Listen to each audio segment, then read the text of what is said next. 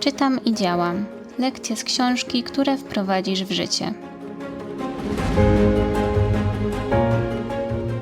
Była zima. Wieczór pachniał dymem z kominów i spokojem. Szłam razem z partnerem polną drogą, a w słuchawkach płynął głos lektora, który czytał książkę Najbogatszy człowiek w Babilonie. Na początku słuchaliśmy z czystej ciekawości. Książka sprzed prawie 100 lat o starożytnym mieście, o złocie, które pracuje dla człowieka. Brzmiało to jak bajka, ale im dłużej słuchaliśmy, tym bardziej zaczynaliśmy rozumieć. Za tymi prostymi historiami kryło się coś więcej niż opowieść o pieniądzach. To było o życiu, o odpowiedzialności i wolności. Tam, pośrodku zimy, na polnej drodze zrozumieliśmy jedno. Jeśli naprawdę chcemy coś zmienić, nie potrzebujemy wiele. Wystarczy, że zaczniemy. Nawet od złotówki. I tak zaczęliśmy odkładać. Nie z przymusu, nie ze strachu, z ciekawości. Co się stanie, jeśli potraktujemy te zasady poważnie? Ta opowieść nie jest o bogactwie materialnym. To historia o mądrości. O tym, jak myśleć o pieniądzach tak, by nie rządziły nami, tylko nam służyły.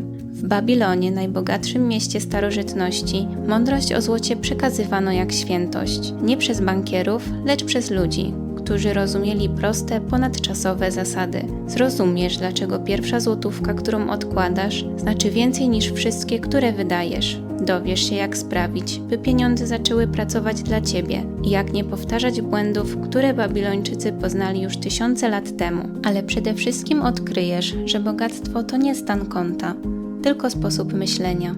Część pierwsza. Od pustej sakiewki do pierwszego złota. Babilon był miastem słońca i pyłu.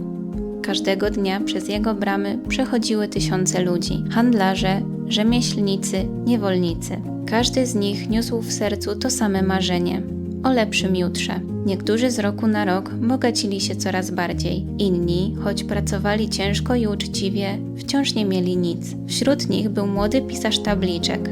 Pracowity, sumienny, zawsze zajęty, a jednak wciąż z pustą sakwą. Wstawał wcześnie, wracał późno. Dzień za dniem wyglądał tak samo. Brzmi znajomo, aż pewnego dnia zapytał sam siebie, dlaczego niektórzy potrafią się wzbogacić, a ja wciąż liczę drobne.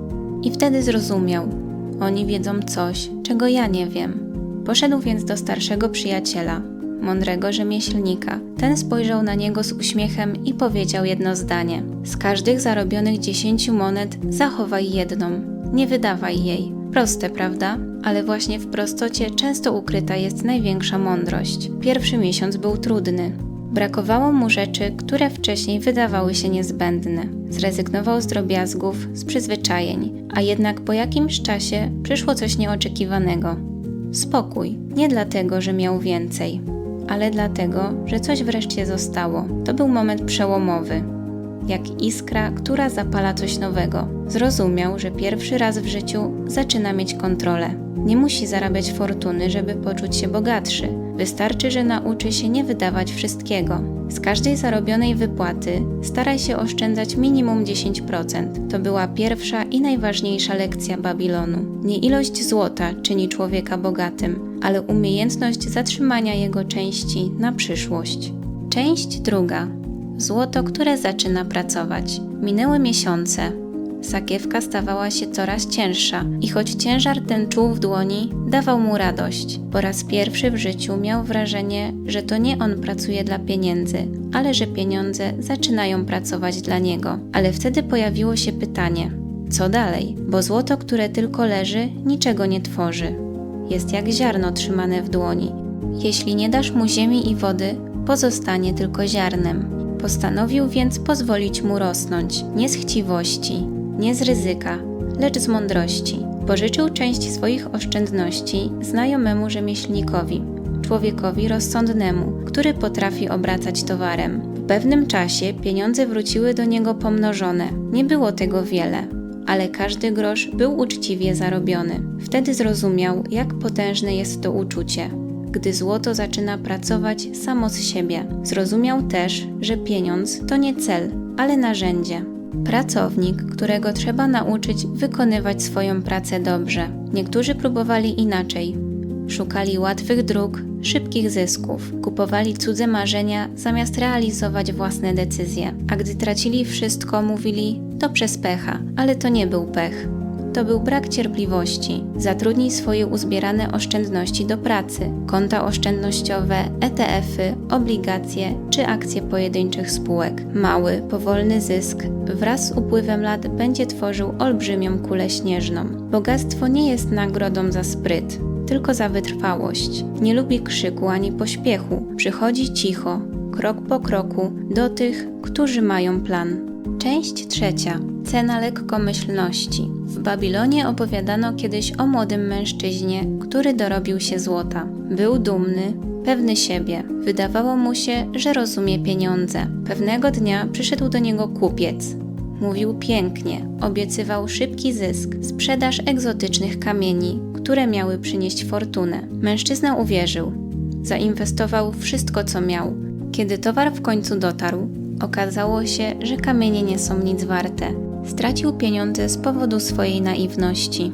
Tamtego dnia zrozumiał coś, co zmieniło jego podejście, że łatwe bogactwo zawsze jest złudzeniem. W Babilonie takich historii było wiele i każda kończyła się tak samo. Złoto nie ufa tym, którzy nie znają jego natury. Przyciąga mądrych, a ucieka od naiwnych. To samo dzieje się dzisiaj.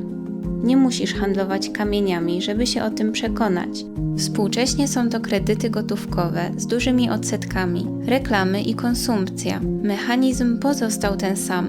Zanim zaczniesz inwestować, zrób własną analizę rynku i tego, jaki jest Twój akceptowalny poziom ryzyka. Każda inwestycja może generować zyski, jak i straty. Bogactwo nie znosi chaosu.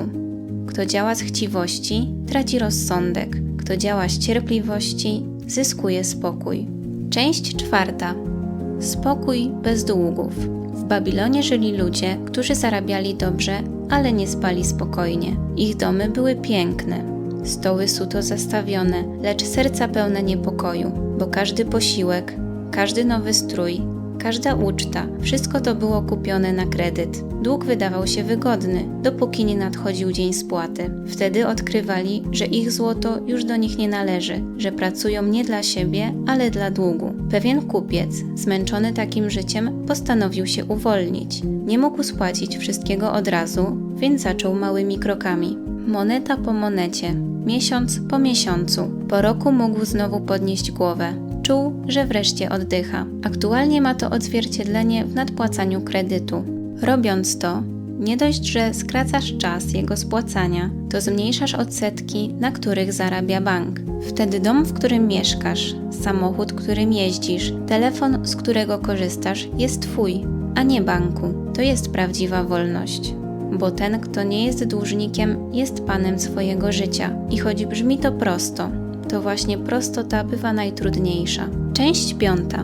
Siła nawyku i cierpliwość. W Babilonie często powtarzano: złoto przychodzi do tych, którzy wiedzą, jak je zatrzymać. Nie do tych, którzy biegają za okazjami, ale do tych, którzy każdego dnia robią swoje, bez pośpiechu, bez fanfar. Odkładanie jednej monety stało się rytuałem. Nie był to już wysiłek, ale nawyk. Naturalny jak oddech, jak wschód słońca nad murami miasta. I to właśnie ten nawyk okazał się największym sprzymierzeńcem. Nie szczęście, nie znajomości, tylko wytrwałość. Bo po latach nawet najmniejszy krok, jeśli powtarzany wystarczająco długo, potrafi stać się mostem do wielkiej zmiany.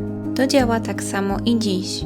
Nie musisz robić wszystkiego naraz. Zacznij od małego, ale nie przestawaj. Cierpliwość to nie słabość. To siła, która daje czas, by owoce mogły dojrzeć. A kiedy przychodzi moment zbiorów, nagle rozumiesz, że nic nie było przypadkiem. Część 6. Umiar jako mądrość. Bogactwo ma dwa oblicza. Jedno daje spokój, drugie potrafi go odebrać szybciej niż się pojawi. W Babilonie ludzie widzieli to każdego dnia. Jedni żyli skromnie, ale spokojnie. Inni tonęli w luksusie, a mimo to wciąż czuli pustkę, bo nie potrafili przestać pragnąć więcej. Najmądrzejsi zrozumieli, że złoto jest jak ogień, daje ciepło, dopóki nad nim panujesz. Jeśli pozwolisz mu płonąć bez kontroli, spali cię od środka, dlatego żyli z umiarem. Cieszyli się małymi rzeczami, prostymi chwilami, codziennym spokojem. nie potrzebowali dowodów na swoją wartość, bo znali ją w ciszy własnego domu. Ich bogactwo było lekkie. Nie mierzyło się sakiewką, ale spokojem ducha. Dziś niewiele się zmieniło. Kupujemy rzeczy, których nie potrzebujemy, tylko po to, by inni pomyśleli, że mamy więcej. Nowy telefon, choć stary, działa bez zarzutu. Bluza z większym logo, bo ma pokazać, że nas na nią stać. Umiar to nie rezygnacja z przyjemności, to wolność od przymusu, udowadniania czegokolwiek komukolwiek, bo bogactwo, które wymaga nieustannej gonitwy, to tylko inne imię dla niewoli. Część 7. Odwaga, by zacząć. W Babilonie wielu ludzi wiedziało, co trzeba zrobić, żeby poprawić swój los, ale tylko nieliczni mieli odwagę, żeby naprawdę zacząć. Zawsze był jakiś powód, żeby to odłożyć. Za mało zarabiam, za dużo wydaję. To nie jest dobry czas. Ale bogactwo nie pyta o moment. Bogactwo zaczyna się od decyzji. Ci, którzy zaczynali z małą sumą, często osiągali więcej niż ci, którzy czekali całe życie na lepszy czas. Każda odłożona moneta, każda podjęta próba była jak krok po ścieżce, której wcześniej nie widzieli. Odwaga, by zacząć, była najtrudniejszym krokiem ze wszystkich. Bo to nie brak pieniędzy powstrzymuje człowieka, tylko strach, że nie da rady. A przecież nikt nie rodzi się bogaty w złoto, tylko w możliwości. Nic nie wydarzy się samo. Możesz znać wszystkie zasady, mieć plany, wizje i marzenia, ale dopóki nie zrobisz pierwszego kroku, wszystko pozostaje tylko myślą, tak jak z inwestowaniem. Dopóki nie zaryzykujesz, bogactwo jest tylko w sferze marzeń. Każdy Babilończyk, który kiedyś zdecydował się zrobić ten pierwszy krok, po latach dziękował sobie właśnie za ten dzień, w którym przestał czekać. Bo złoto nie przychodzi do tych, którzy tylko marzą, przychodzi do tych, którzy działają. Część 8. Bogactwo, które daje dalej. Gdy człowiek nauczy się panować nad swoim złotem, zaczyna dostrzegać, że jego prawdziwa wartość wykracza daleko poza ciężar własnej sakiewki. Wtedy bogactwo przestaje być nagrodą, staje się narzędziem. W Babilonie wielu ludzi, którzy doszli do wszystkiego od zera, prędzej czy później stawało właśnie w tym miejscu. Mieli już spokój, dom, poczucie bezpieczeństwa i wtedy pojawiało się pytanie: co dalej? Odpowiedź nie tkwiła w kolejnych monetach, lecz w tym, co można dzięki nim zrobić dobrego. Pomagali młodym rzemieślnikom otwierać warsztaty, wspierać uczniów marzących o nauce, a rodzinom, które ledwie wiązały koniec z końcem, dawali nowy początek. Nie czynili tego dla pochwał, po prostu pamiętali własne początki i tych, którzy kiedyś podali im rękę.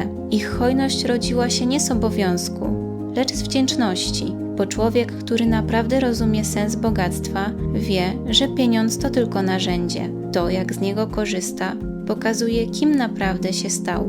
W Babilonie bogactwo nie kończyło się za drzwiami domu. Było jak płomień lampy.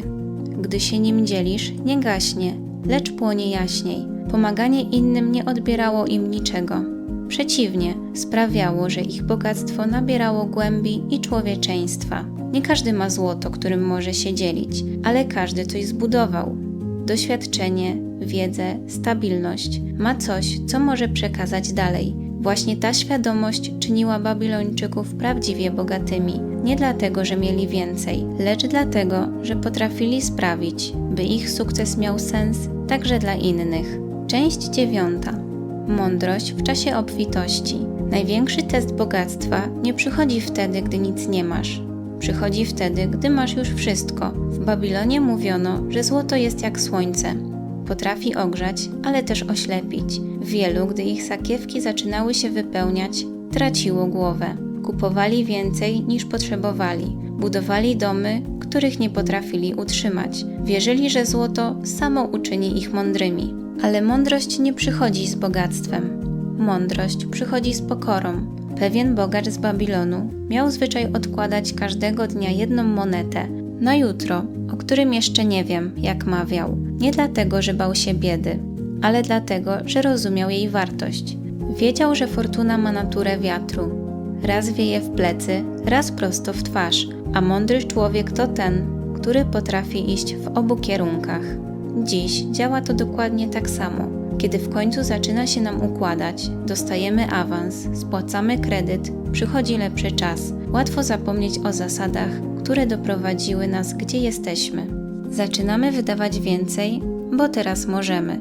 Nie ma pieniędzy, których nie da się roztrwonić. Świetnym przykładem są sportowcy, którzy zostają bankrutami po zakończeniu swojej kariery. Próbują utrzymać swój poziom życia, pomimo braku inwestycji i płynności finansowej, którą mieli do tej pory.